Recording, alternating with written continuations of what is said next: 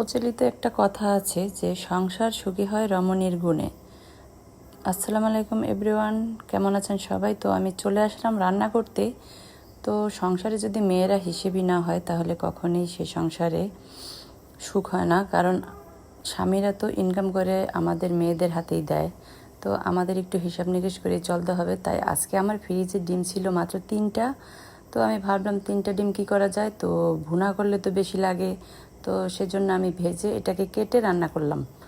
তো এইভাবে যদি আমরা হিসাব করে মেয়েরা না চলি তাহলে কখনোই সংসারে আয় উন্নতি হবে না।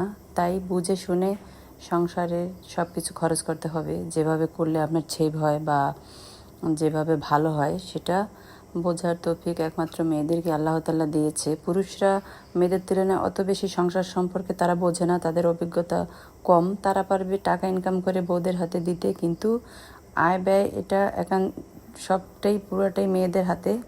তো সেজন্য আমাদের প্রত্যেকেরই হিসাব নিকেশ করে চলতে হবে, তাহলে আমরা একটা ভালো সুখী সংসার গড়ে তুলতে পারবো দুজন মিলে।